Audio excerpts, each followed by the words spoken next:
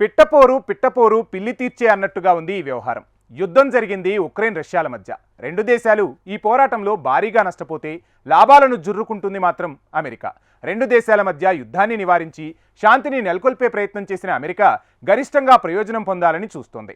అపారంగా నష్టపోయిన ఉక్రెయిన్ తాను కోరుకుంటున్న నాటో సభ్యత్వం దక్కకపోగా రష్యాకు కొన్ని భూభాగాలను కోల్పోవలసి వస్తుంది.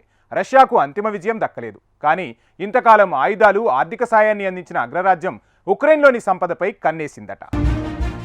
రష్యా యుక్రెయిన్ యుద్ధం ప్రారంభమై 3 ఏళ్లవుతోంది. రెండో ప్రపంచ యుద్ధం తరువాత యూరప్లో చోటుచేసుకున్న భయంకర యుద్ధం ఇదే. 2014 ఫిబ్రవరి 20న ప్రారంభమైన ఈ యుద్ధంలో యుక్రెయిన్లో 20% భూభాగాన్ని రష్యా ఆక్రమించింది. యుక్రెయిన్కు సంభవించిన మొత్తం ఆస్తి నష్టం $170 బిలియన్. యుక్రెయిన్ సైనికులు 80,000 మంది చనిపోగా 4 లక్షల మంది గాయపడ్డారు.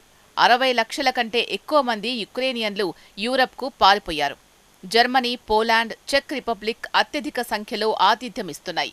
పెద్ద మొత్తంలో మౌలిక సదుపాయాలు ధ్వంసమయ్యాయి.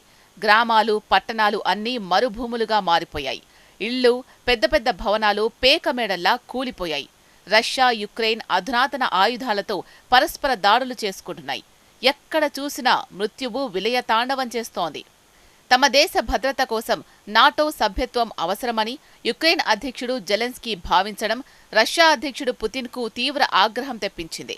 తమ సరిహద్దుల వరకు నాటోను విస్తరించడం పుతిన్కు ఏమాత్రం నచ్చలేదు. దీంతో యుక్రెయిన్పై పూర్తిస్థాయి యుద్ధాన్ని మాస్కో ప్రకటించింది. యుక్రెయిన్ తొందరలోనే దారికొస్తుందని పుతిన్ భావించినప్పటికీ ఆ ఆలోచన తలకిందులైంది. బైడెన్ నేతృత్వంలోని అమెరికా ఇచ్చిన ఆయుధ సహకారంతో మాస్కో బలగాలను సమర్థంగా తిప్పికొట్టారు యుక్రెయిన్ సైనికులు. బైడెన్ తాను పదవిలో ఉన్నంతకాలం ఎంత వీలైతే అంత ఆర్థిక, ఆయుధ సాయాలను కీవ్కు అందించారు. అమెరికాలో డొనాల్డ్ ట్రంప్ అధ్యక్షుడయ్యాక యుక్రెయిన్ పరిస్థితి పెనంలోంచి పొయ్యిలో పడినట్లయింది. అమెరికాలో డొనాల్డ్ ట్రంప్ అధికారంలోకి రాగానే తాను ఎన్నికల్లో ఇచ్చిన హామీ ప్రకారం యుక్రెయిన్, రష్యాల మధ్య యుద్ధ నివారణ కోసం చర్యలు చేపట్టారు.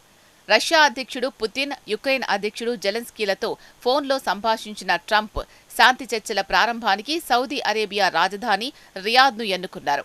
అయితే ఈ చర్చలు మొదట అమెరికా, రష్యాల మధ్య ప్రారంభమయ్యాయి.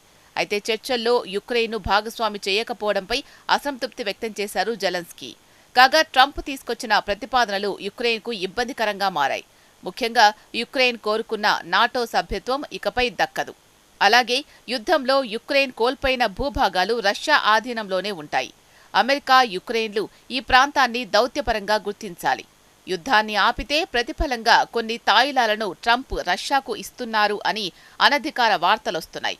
రష్యా ఆధీనంలో ఉన్న భూభాగంలోని $50,000 కోట్ల విలువ చేసే లిథియం, టైటానియం నిక్షేపాలను అమెరికా పొందుతుంది. తాను అమెరికా అధ్యక్షుడిగా ఉంటే అప్పట్లో యుద్ధాన్ని జరిపించేవాణ్ణి కాదని ట్రంప్ ఇప్పటికే అనేకసార్లు చెప్పారు. 3 సంవత్సరాల యుద్ధంతో యుక్రెయిన్ తీవ్ర నష్టాల పాలైంది. సాంకేతిక రంగాల్లో అభివృద్ధి చెందిన EU దేశాల ఆర్థిక వ్యవస్థలు మాంద్యంలో కూరుకోవడం, తిరుగులేని అణుశక్తిగా, మిలిటరీ శక్తిగా ఇప్పటికే రష్యా ఉండి అపారమైన ఖనిజ సంపద కలిగి ఉండడంతో ట్రంప్ రష్యాపై మొగ్గు చూపుతున్నారు. శాంతి చర్చలతో అధ్యక్షుడు పుతిన్ విజేతగా నిలవనున్నాడు. గతంలో బైడెన్ రూపంలో యుక్రెయిన్కు మద్దతు పలికి ఓటమి పాలైన అమెరికా ఇప్పుడు ట్రంప్ రూపంలో శాంతి ఒడంబడిక ద్వారా నెగ్గే ప్రయత్నం చేస్తోంది. గతంలో రష్యాకి సంబంధించిన $30,000 కోట్ల అమెరికా బ్యాంకుల్లో స్తంభింపచేసి ఇప్పుడు యుక్రెయిన్లో ఖనిజ సంపదపై కన్నేసింది.